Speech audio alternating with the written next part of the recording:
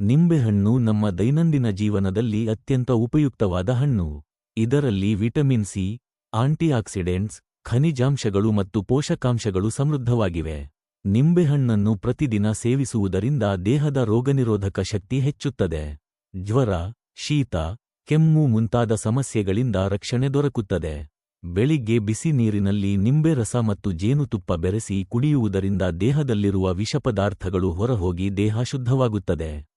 ಇದು ಜೀರ್ಣಕ್ರಿಯೆಯನ್ನು ಸುಧಾರಿಸುತ್ತದೆ ಹಾಗೂ ಹೊಟ್ಟೆ ಉಬ್ಬರ, ಅಜೀರ್ಣ ಸಮಸ್ಯೆಗಳನ್ನು ಕಡಿಮೆ ಮಾಡುತ್ತದೆ.